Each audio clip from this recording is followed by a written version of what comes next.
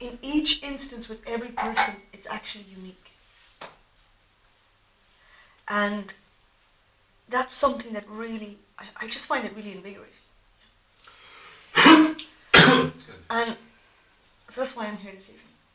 But there's a broader kind of picture to this, and something of that really landed with me today, for some reason. But I'll explain the reason to you. And it's the aspect of, our life journey or spiritual journey where we feel tested. So whether this is happening with our awareness or without our awareness, how tests are happening all the time. And these are kind of like, we could look at them in a way of, we have our soul blueprint for this life that indicates, let's say, a particular map of things, yeah? And it's particular things that we might feel that we need to learn or conquer or heal or something like that. And we'll have these dotted out in our blueprint, yeah? And at certain points in our lives, these will be optimized, or we can feel this a bit like destiny, or that sort of stuff. These will be optimized to bring us into that situation, or to bring us where this happens. Yeah, and this is kind of where we can feel that test. It's that like, oh, I don't know what to do, and we'll partly feel an instinctual response, which is very often matching how we've always done this, and this might be for several lifetimes how we've done something. Yeah? And the blueprint situation is set up in such a way that we're trying to get the lesson. We're trying to break through. It could be a karma, it could be a learning, it could be a healing, it could be something that we've been looking to transform for however many lifetimes, and it's happening again in this lifetime. And so one of the things, randomly, as you do, I was drying my hair this morning, and I was thinking about this, and I was thinking about being tested. And in particular, when I stepped on my spiritual path, it was like I became aware of being tested. But obviously I was being tested the whole time by different experiences. But I wasn't really aware that I was being tested. So it was only when I stepped into a more, let's say, conscious space through meditation that I began seeing things in enough of a different way that I could do something different with it. Whereas before that I was still caught up in trying to do my best, but not quite getting the lesson.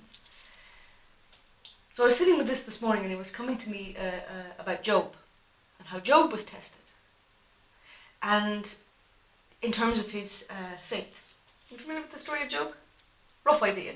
Job, really faithful to God, loved God, and the devil said, "Okay, Mr. Job, you love God so much, has that really been tested?" And Job was like, "Yeah, listen, it doesn't matter what happens, I will fully love and fully trust and believe in God." So the devil went to God and basically put God up to testing Job and said, "Look, listen, I don't think he's going to still love you if you take all these things from him." And God said, "Fine, I'll show you." So then ensued a whole ream of things that happened in Job's life. And these were like horrendous things. Like, he was a really wealthy, really successful man. And so he lost all that wealth.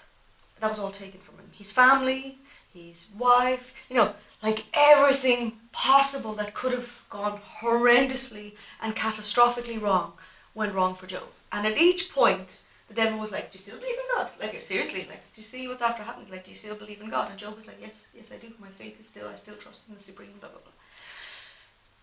So Job ultimately stuck to that. His faith never wavered no matter what was happening.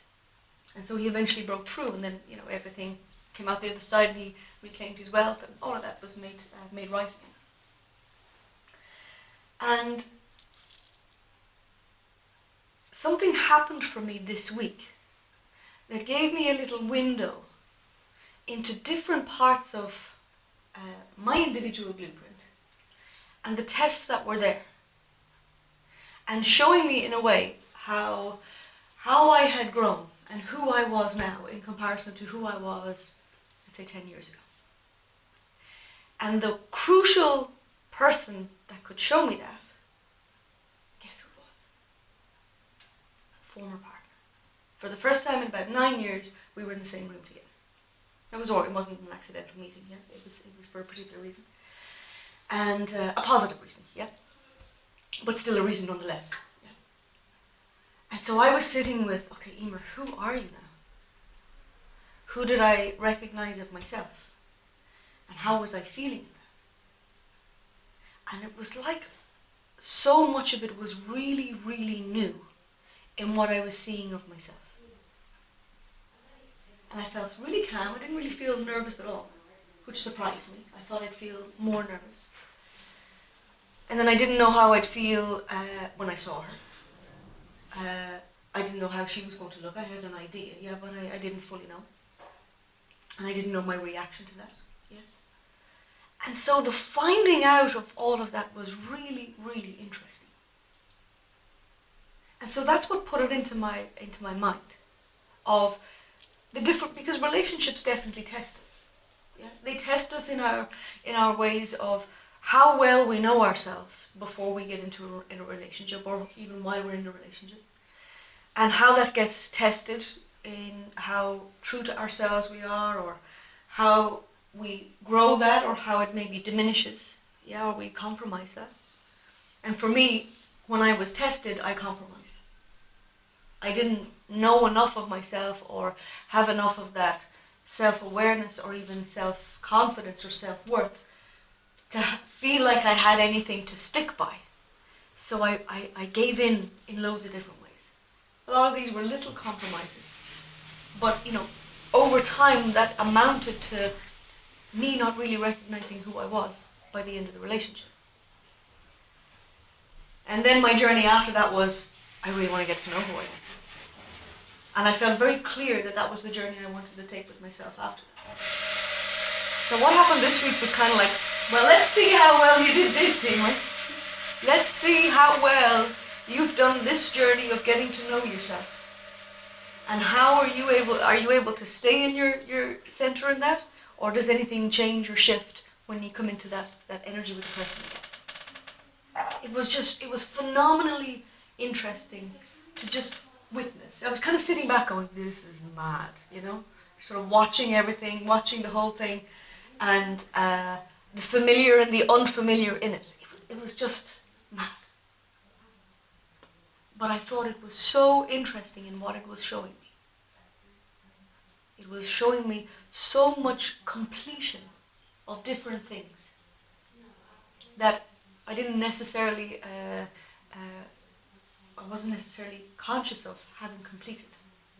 But this was a really clear way to show me that. It was to show me the different tests, the different scenarios, how I responded to that. Because, I'm not saying I did it perfectly either. Because at any situation, at any time where we feel tested, and it might be as ordinary as, I'm just not really sure what to do here. Those little things can be tests. We can feel conflicted, we can feel pulled in different directions, we can feel divided loyalties, conflict of interest, all of this kind of stuff that we're in the midst of trying to figure out what's the right step to take here. What's the right step, what's right by me, or what's right for my family, or what's right for the other party in this. And so all of the time we're finding how we're tested.